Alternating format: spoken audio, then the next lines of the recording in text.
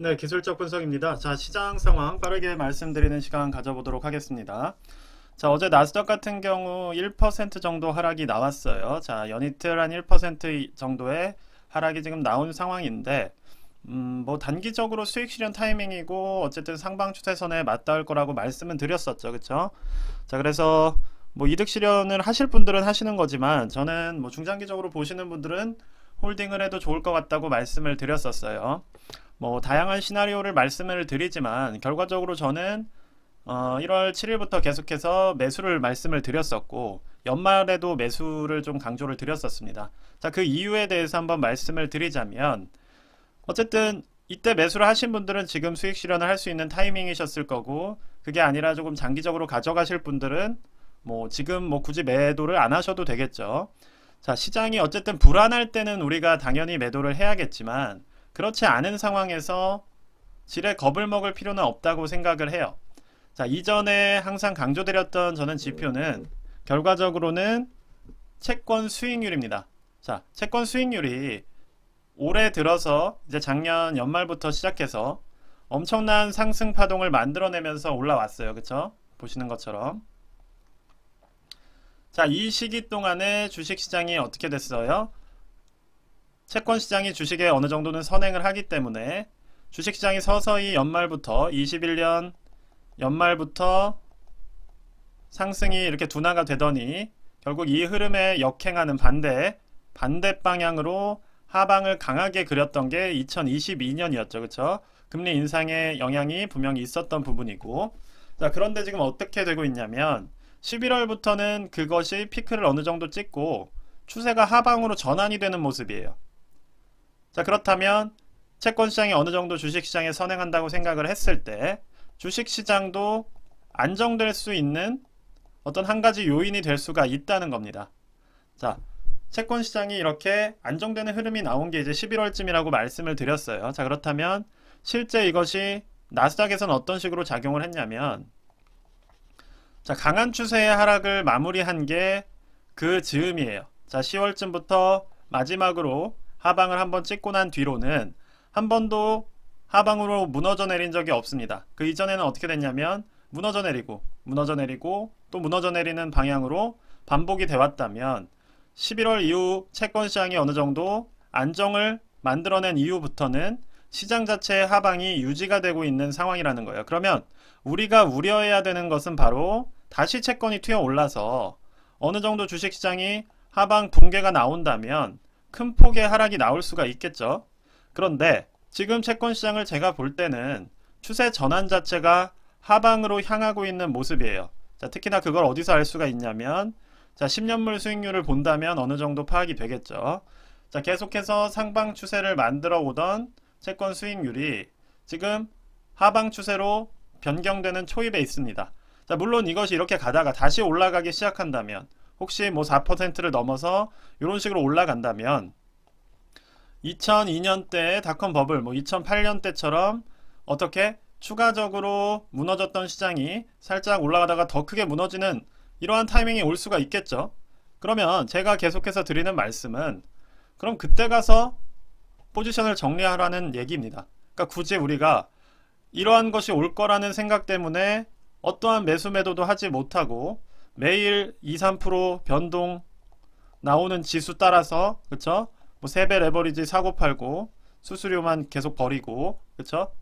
이런 식의 투자를 지금 습관을 들여놓으시는 그런 모습들이 많이 보이는 것 같아요. 이런 투자가 습관이 되면 결과적으로는 계속 그런 투자밖에 할 수가 없습니다. 자, 지금은 어느 정도 시장이 말씀드렸듯이 채권, 자, 10년물로 보시자면 이렇게 해서 이거는 이제 주식과 함께 올라가던 시기고 이제 중요한 부분은 이쯤부터라고 생각을 해요. 금리 인상기와 함께 올라가는 이 채권 수익률이 지금 현재 어느 정도 하방으로 꺾이는 모습을 보이고 있기 때문에 우리가 이 부분이 다시 치솟아 올라가는 이러한 추세 전환이 확인되지 않은 상황에서 굳이 우리가 모든 포지션, 즉 이러한 하방 지지선이 무너질 것이라고 상정을 하고 투자하는 것은 크게 의미가 없다고 보는 거예요. 반대로 금리가 어느 정도 안정되는 흐름이 나온다면 오히려 주식시장은 이 정도의 횡보를 마치고 천천히 우상향해서 뭐 12,000이나 13,000선까지도 충분히 도전할 수 있다고 생각을 합니다. 지금 금리는 단순히 미국만 높은 게 아니에요. 그쵸? 유럽도 높고 뭐 한국도 높고 모두 높습니다. 그런데 어때요? 지금 유럽 증시는 이미 이전 비슷하게까지 올라간 상황이고 뭐 중국 역시도 좋을 게 없는 상황이지만 이미 13,000, 14,000 수준까지 반등이 나왔어요. 그렇다면 미국이라고 단기적인 랠리가 나오지 못할 이유가 없는 상황이라는 점을 강조를 드리는 겁니다. 자, 그래도 매일매일 하루 1, 2% 하락에도 불안하시는 분들이 많기 때문에 저 같은 경우는 그런 분들은 그렇게 투자를 하라고 말씀을 드리는 거예요. 그런 분들은 그런 식의 투자를 하시면 됩니다. 자, 그런 분들이 투자를 하려면 뭐 요 정도에서 손절 라인을 잡아야겠죠. 왜냐?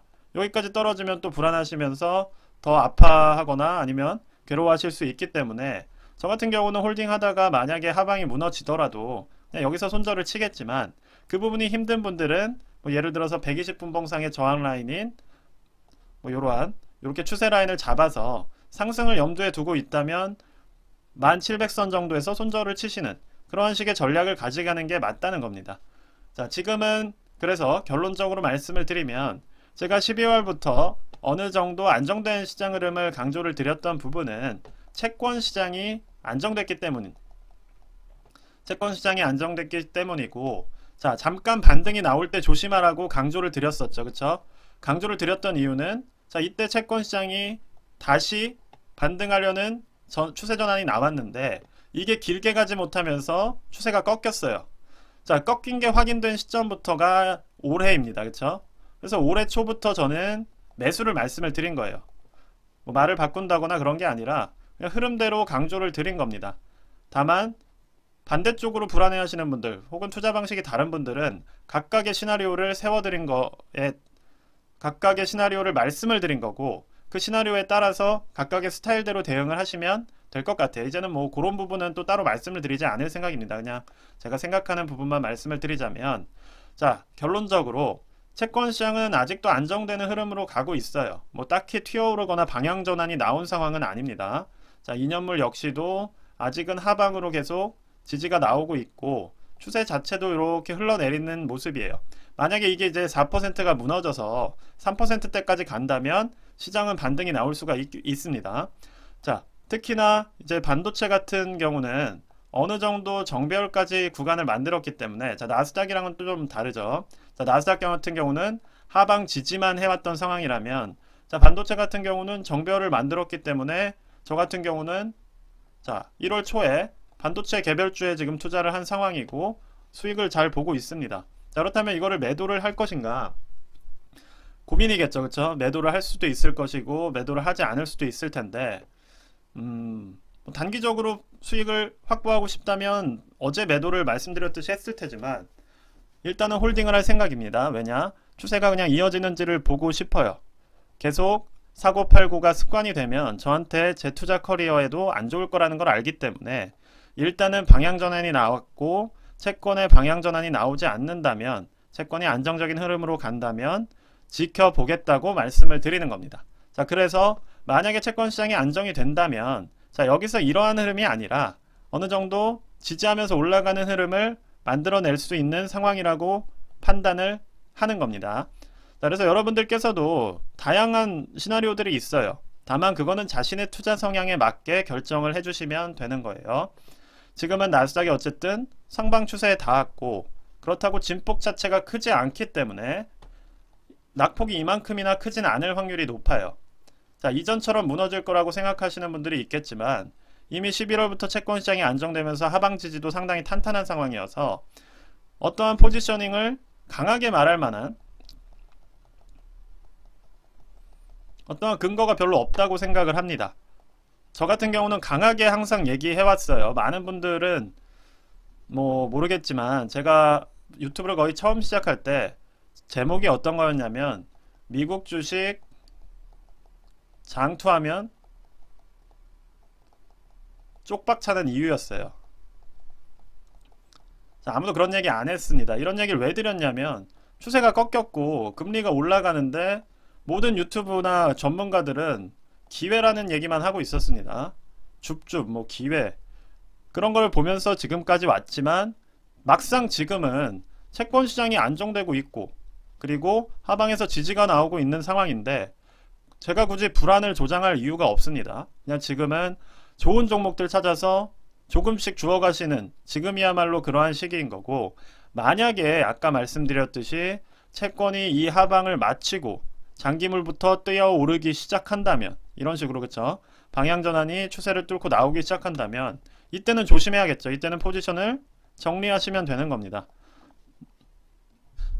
자, 이런 말씀을 드리는 이유는 투자를 모든 분들이 조금 나은 방향으로 하기를 바라기 때문이에요. 이런 걸 한다고 해서 뭐 제가 조회수가 많이 늘어나는 것도 아니고 그러한 것들도 아니기 때문에 뭐 여러분들께서도 받아들일 건 받아들이시고 맞지 않는 거는 소거해 주시면 된다고 생각을 합니다. 네, 그래서 오늘은 조금 뭐 약간 부연 설명이 많은 점이 있었는데 결과적으로 조금 말씀을 드리자면 제가 왜 지금 현 시장에서 이러한 포지셔닝을 하고 있는지에 대해서 한번 말씀을 드렸어요. 자, 그런 측면에서 어제 오늘의 하락은 어떻게 보면 하나의 하방이 지지가 된 상태에서의 파동의 모습일 수가 있기 때문에 크게 포지션을 단기적으로 실현하실 분들은 하시는 것이고, 그게 아니라고 한다면 그냥 홀딩을 하셔도 될 만한 상황이라고 판단을 하고 있다, 이렇게 말씀을 드릴 수 있을 것 같습니다. 네, 일단 오늘 영상은 여기까지만 말씀드리도록 하겠고요. 영상이 도움이 되셨으면 구독과 좋아요 부탁드립니다. 감사합니다.